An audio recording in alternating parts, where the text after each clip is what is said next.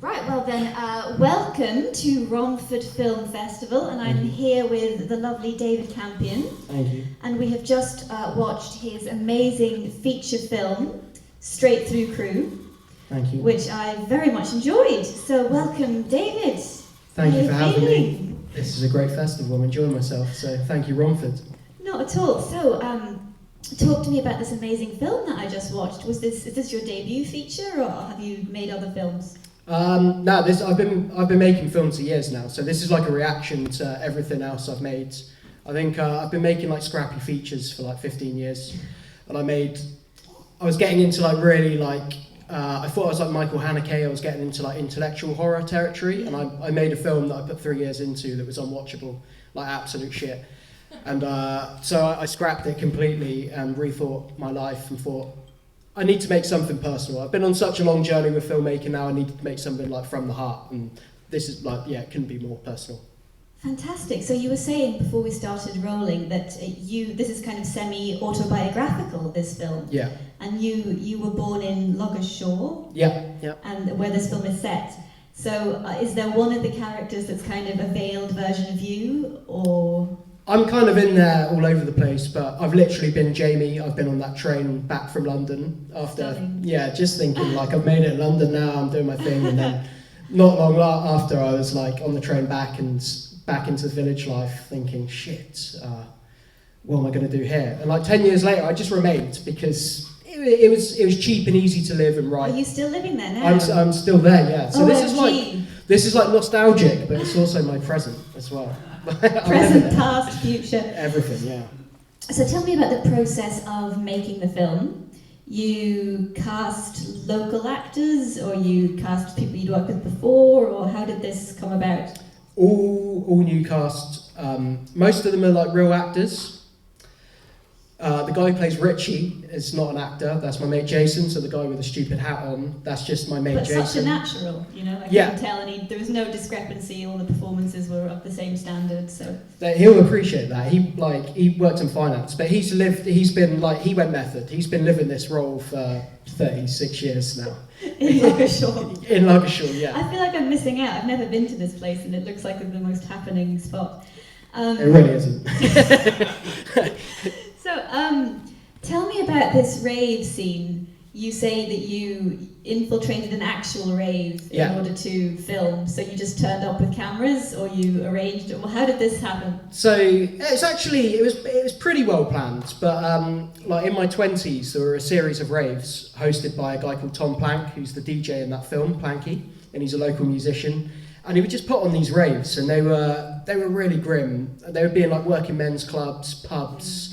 And it would just be like heavy drum and bass and just a horrendous amount of drugs. And then there was just one like end rave that happened in a chicken shed. That when I was there, it was a New Year's Eve rave in a chicken shed, like it couldn't be more rural. And I just thought, this is like disgusting, it stinks of chicken shit, everyone's like in K-holes. This would be a great film. So like I automatically, like when years later I start writing this and I'm like, right, chicken shed rave has got to be the centerpiece, but we couldn't get the chicken shed. What a shame. So I thought the next sunny thing would be like the village hall.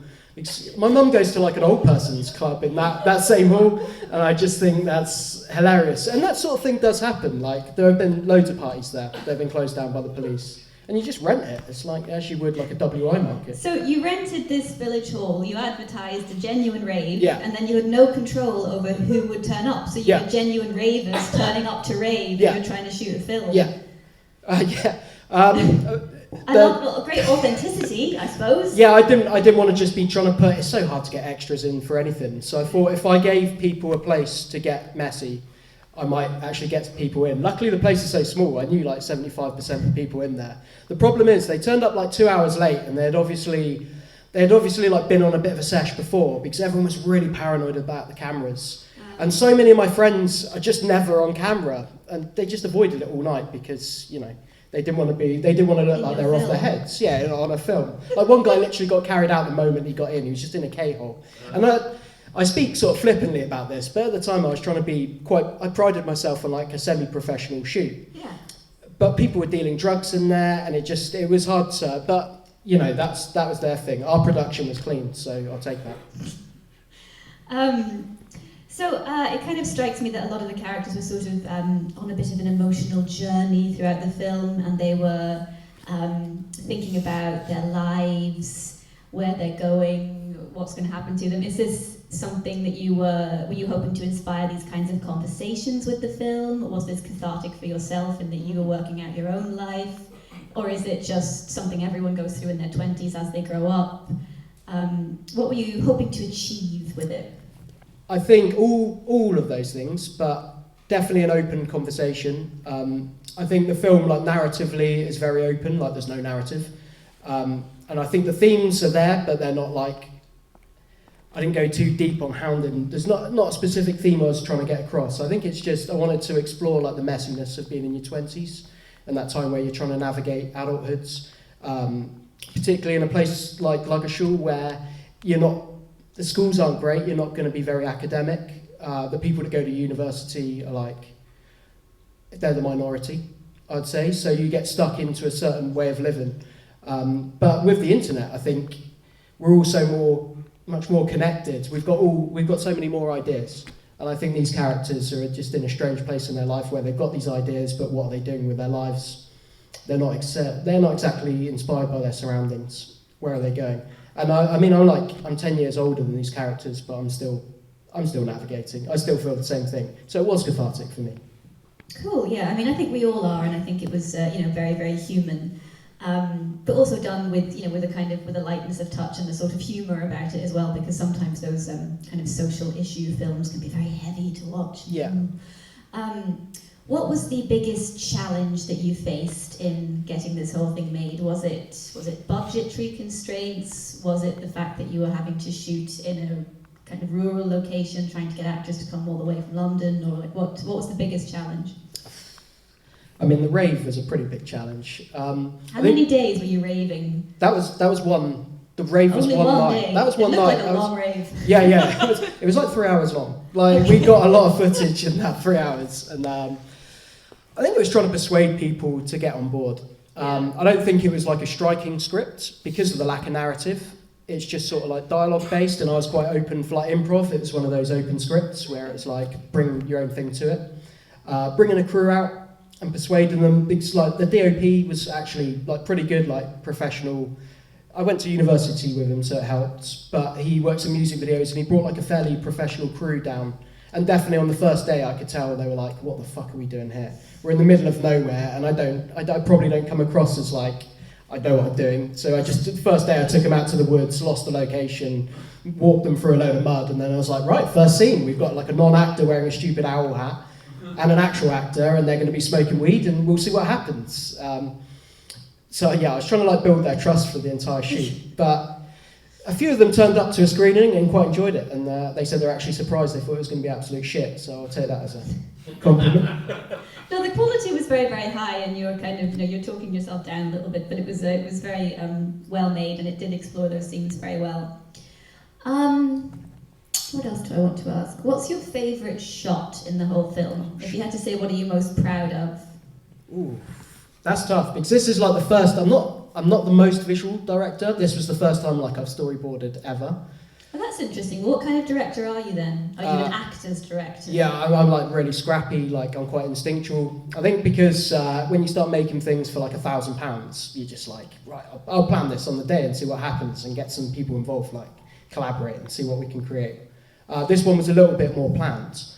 And that's the best DOP I've ever worked with. Like he brought like a whole I asked level. because it looked so good, that's why I was interested. Yeah, I think it's just probably close-ups. Any close-up of Aidan. I used to really favour like wide shots, letting things just happen. But there's something about Charles as an actor. He's like the best actor I've ever worked with. Like he brought something else to it, and he made me like I just got closer with the camera, just because I was like obsessed with his face and his expressions, and he fills a close-up very well. And I think that's like a quality in an actor that you can't really train that. You just got it. You just got it, and I think he has it. So yeah, for me, the close-ups of Charles is really my favourite stuff. Fascinating. Before I keep wanging on too much, does anyone in the audience want to ask a question? I can see a hand. Shout. Anthony, love the film. Thank you. Thank you. With the casting, how much did you get a chance to rehearse with people?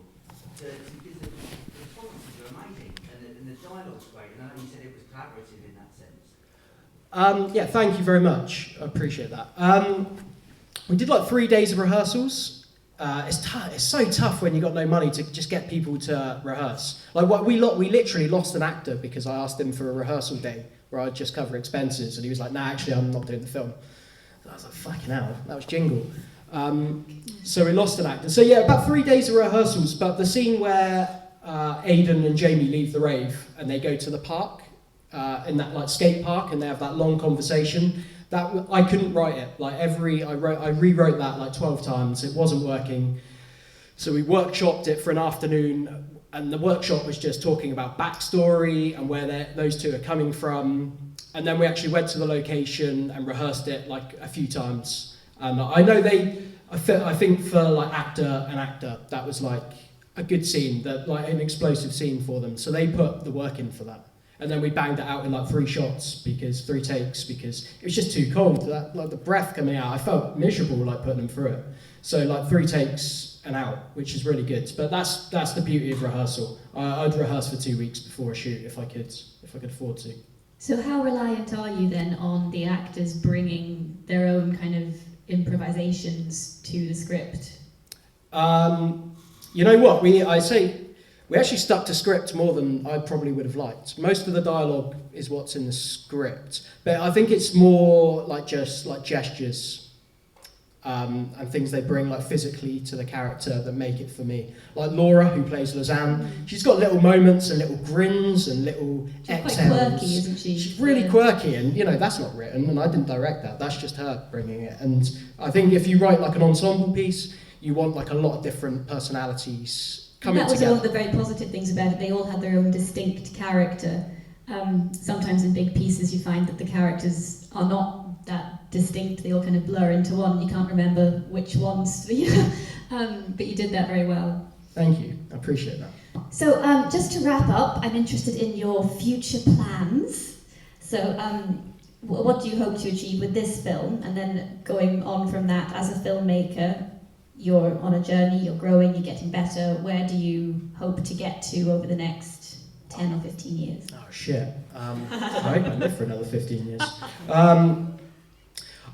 I'm just enjoying taking this to festivals. It's such a pleasure. I've been doing it for so long, and my films like have just been technically shit in the past, like really bad sound, really bad picture. That was amazing. Yeah, so you know, that's seeing it a on huge the big improvement. Yeah, exactly. So seeing it on the big screen is actually like semi-pleasurable for me.